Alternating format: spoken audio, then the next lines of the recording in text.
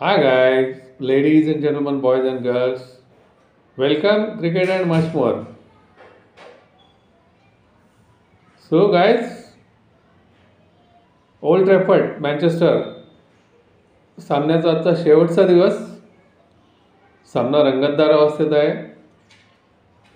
मागे आहोत आपण, नो डाऊट अबाउट इट, मागे आहोत. पण काल जे वाटत होतं ना की आपण पूर्णपणे सामन्यातून फेकले गेले आहोत, तसं झालेलं नाही. कारण बघा, याच्या आधीच्या व्हिडिओमध्ये मी म्हणालो होतो की हा सामना आता आपल्याला खूपच अवघड आहे. इथे कमबॅक करायची शक्यता आपल्याला केवळ 20% आहे.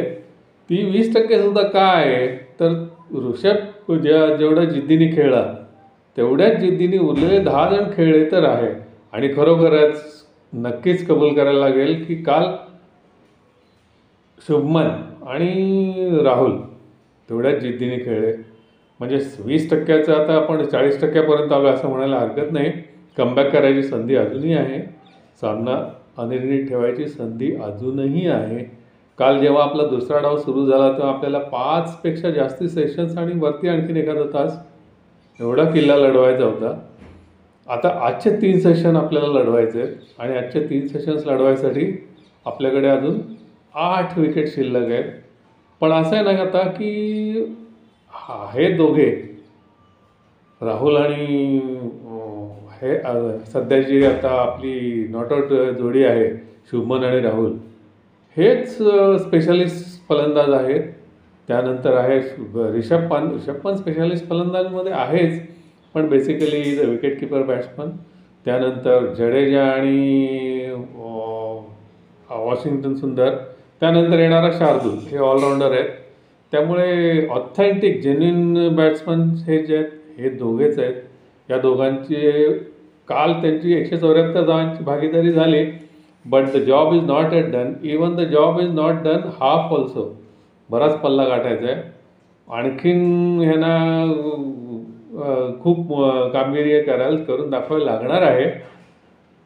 आता असं ना की बघा, मला एक 25 वर्षापूर्वीचा सामना आठवतो आहे कलकत्त्याला, जेव्हा आपण अगदी म्हणजे होपलेस सिच्युएशनमध्ये होतो. तेव्हा राहुल द्रविड द वॉल आणि तितकाच genius talented batsman VVS Laxman, या दोघांनी ऑस्ट्रेलियन गोलंदाजीला एक दिवस अजिबात दाद दिली नव्हती. 376 धावांची पार्टनरशिप केली होती आणि जो सामना आपण नक्की हरणार असं वाटत होतं, तो अशक्यप्राय सामना आपण जिंकलो होतो. त्या सामन्यापासून क्रिकेटमध्ये एक नवीन ट्रेंड सुरू झाला. फॉल देण्याचा धोका कोणीही पत्करत नाही आता, आणि त्याची सुरुवात तिथेच झाली. ऑस्ट्रेलियाने आपल्याला फॉल दिल्यानंतर आपण वाट लावली होती ऑस्ट्रेलियाची. तर मित्रांनो, हिस्ट्री रिपीट होते. आज का नाही होणार? आज ही जी जोडी आहे शुभमन आणि आपला राहुल, हे आणखीन खेळतील. 376ची अशी पार्टनरशिप झाली. आता यांची 174ची झालीच आहे. आणखीन मोठी पार्टनरशिप व्हायला हवी. म्हणजे सामना ड्रॉ करण्याची शक्यता तर आपली वाढलेली आहे. म्हणजे सामन्यामध्ये परत येणे किंवा त्यांना चॅलेंज देणे, त्या खूप आमच्या गोष्टी आहेत आणि त्या नाही वाटत आहेत शक्य. तरी ठीक आहे, हा सामना जरी ड्रॉ जरी आपण केला तरी हा सामना जिंकल्यासारखाच आहे. मंडळी, या सिरीजचं दुसरं एक वैशिष्ट्य म्हणजे ना, अतिशय उत्कंठावर्धक होत आहेत सामने सगळे. म्हणजे T20 आणि हे म्हणजे थोडक्यात व्हाईट बॉल क्रिकेट जे आहे तेच एंटरटेनिंग आहे असं काही नाही आहे. इनफॅक्ट खरा जो क्रिकेट प्रेमी आहे त्याला टेस्ट मॅच क्रिकेटच आवडतं. आणि ही जी मालिका चालू आहे, ही मालिका ज्यांनी पाहिली असेल त्यांनासुद्धा आता असं वाटेल की बाबा खरोखरच जर काहीच कॉम्पिटिशन किंवा एंटरटेनमेंटसुद्धा शिवाय क्लास, हे सगळं टेस्ट मॅच क्रिकेटमध्येच आहे. असेच सामने उत्तरोत्तर व्हावेत आणि टेस्ट मॅच पुन्हा एकदा पहिला वैभव टेस्ट मॅच क्रिकेटला प्राप्त हो असो. तर आता आजचा सामना इंटरेस्टिंग आहे. आपली फाईटबॅक चालू आहे, ती आता कशी पुढे होते बघायला पाहिजे. आता कसं झालं ना की पहिल्या डावामध्ये आपला हे बरा होता. त्यांनी तर म्हणजे बजबॉलच खेळले ते. आता एक आहे की हा जो क्रिकेट विश्व जे आहे ना, या क्रिकेट विश्वामध्ये इंग्लंडचा संघ जेव्हा बेन स्टोक्स आणि हा त्यांचा कोच या दोघांच्या ताब्यात आलेला आहे,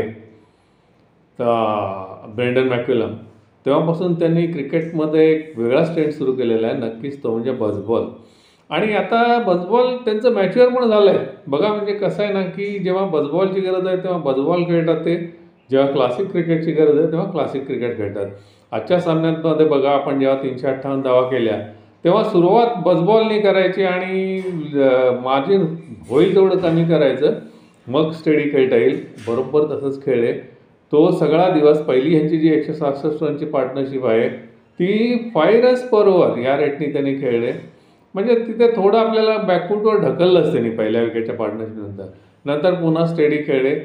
ह्या दोघांच्या 100च्या जवळ 70-80 90च्या जवळपास धावा होत्या, क्रावलीच्या आणि डकेटच्या.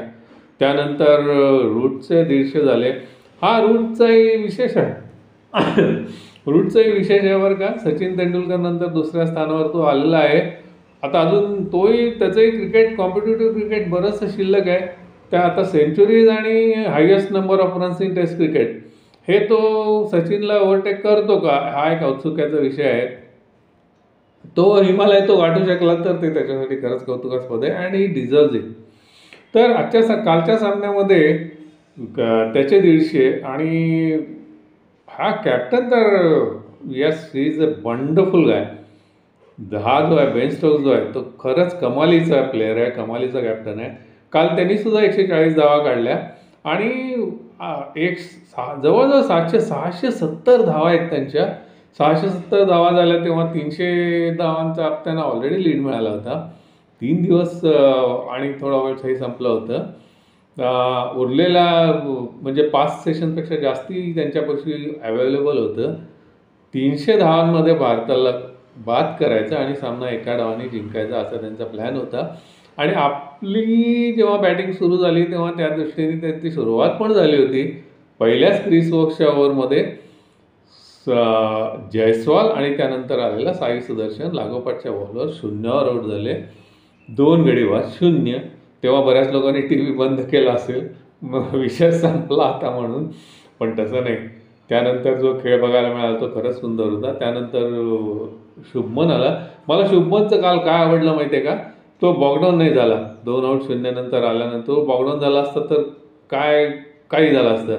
आल्यापासून त्यांनी त्याचे नॅचरल खेळ खेळायला सुरुवात केली आणि हळूहळू यांची जी पार्टनरशिप आहे ती भरत गेली आणि आज त्या पार्टनरशिपनी इतका चांगला दिलासा दिलेला आहे.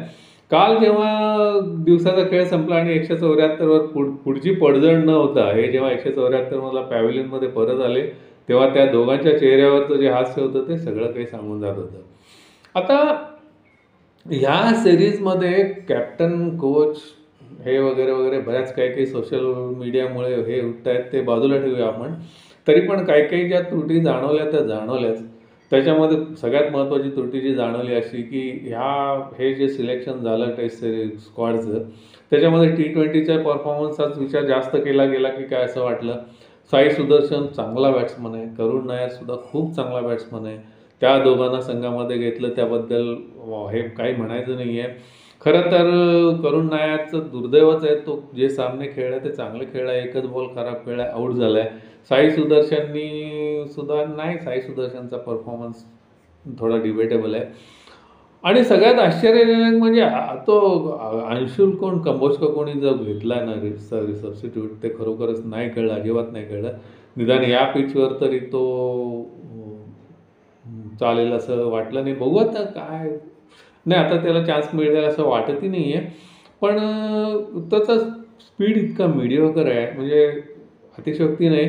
पण ऑस्ट्रेलियन टीममधला जो आहे लबुशेन आहे, लबुशेन जसा 125-130च्या स्पीडनी मीडियम पेस कधी काम चलवून टाकतो तशीच टाकतो हा गोलंदाजी. 130-125 ठीक आहे. जे चुका झाल्या त्या उघडण्यात काही पॉईंट नाही, त्या दुरुस्त केल्या पाहिजेत. मला असं वाटतं की साई सुदर्शन आणि हा जो अंशुल कंबोज आहे ह्यांना जेव्हा मिळायला पाहिजे होती त्यापेक्षा खूप लवकर संधी मिळाली. त्यांना थोडंसं घाम गाळायला पाहिजे होतं त्यांनी डोमेस्टिक आणि रेड बॉलमध्ये. आणि कसं आहे ना की श्रेयस, त्यानंतर सरफराज आणि अजिंक्य राणे. ठीक आहे, अजिंक्य राणेचा विचार तुम्ही करत नसाल तर ठीक आहे, तो नंतर हे करूया, बाजूला ठेवूया मुद्दा आपण. पण श्रेयस आणि सरफराज हे दोघेही या कसोटी संघामध्ये नक्कीच हवे होते. ठीक आहे. आता तरीही इन्स्पाइट ऑफ एव्हरीथिंग ही स्पर्धा एवढी चुरशीची होती आहे, म्हणजे आपला संघ एवढा तगडी फाईट देईल असं वाटलं नव्हतं. त्यामुळे होतंय काय ना, की जे सामने आपण जरी हारलो तरी वाईट वाटत नाहीये, चांगलं खेळून हारतोय. तर आता आजच्या सामन्यात पण चमत्काराची अपेक्षा आहे. चमत्कार होत नसतात, पण मागच्या चमत्काराला 25 वर्ष झाली आहेत. आता नवीन चमत्कार व्हायला हरकत नाही. 3 सेशन आपल्याला खेळून काढायचे आहेत. 3 सेशन खेळून काढणं अवघड आहे, अशक्य नाही. आणि आता पावसाचा जो व्यत्यय आहे ना, पावसाचा व्यत्यय नकोच आहे आपल्याला. पावसाचा व्यत्यय झालं तर उलटं होणार आहे. हवामान ढगाळ होईल आणि ह्याचा स्विंग बॉलर्सना फायदा होईल आणि कदाचित ते आपण संकटात येऊ शकू. त्यापेक्षा असाच लख्ख सूर्यप्रकाश राहू दे, तिन्ही सेशनचा खेळ व्यवस्थित होऊ दे आणि पिच बाबा थोडंसं सांभाळून घे बाबा. आमच्या बॅट्समनला पिचला असं सांगायचं आहे की अगदी आता आत्ताच पिचवर एका बाजूनी बॉल राहतोय आणि अजूनही एका बाजूनी उसळी घेतोय. आता हे इंग्लिश पिचेस आणि इंग्लिश वेदर हे असंच असतं. कम व्हॉट मे, आजच्या दिवसाचा खेळ अतिशय सुंदर होणार आहे आणि आजच्या दिवसाच्या खेळानंतर 25 वर्षानंतरचा जो चमत्कार आहे तो पुन्हा एकदा आपल्याला बघायला मिळावा, हीच आजची अपेक्षा. आणखीन एक मुद्दा सांगावासा वाटतो की आता कुलदीपला आपण जे डावलतोय ना, ही फार मोठी चूक होती आहे. बघा, विचार करा, कुठलाही संघ घ्या, ऑस्ट्रेलिया घ्या, ऑस्ट्रेलियाच्या संघात प्लेइंग 11मध्ये नेथन लायन कायम असतो. त्यानंतर तुमचा इंग्लंड घ्या, इंग्लंडसुद्धा ते आता बशीरला खेळवतात. शोएब बशीर अतिशय सामान्य स्पिनर आहे. तो अवेलेबल नाही म्हणून थोडासा बॅटिंग करतो म्हणून त्यांनी डावसनला घेतलं, पण एक स्पिनर त्यांनी स्पेशालिस्ट ठेवलाच. त्यानंतर साऊथ आफ्रिका घ्या, साऊथ आफ्रिकेकडे केशव महाराज नक्की असतो प्लेइंग 11मध्ये. कुठलाही चांगला संघ घ्या, प्लेइंग 11मध्ये एक स्पिनर जेन्युइन असतोच. आणि खरं तर कंटेम्पररी क्रिकेटमध्ये सगळ्यात चांगला स्पिनर कुलदीपच आहे. कम व्हॉट मे, कुलदीपची जागा आपल्या टीममध्ये फिक्स पाहिजे. मॅचेस कुठेही असोत, कुठल्याही ग्राउंडवर असोत.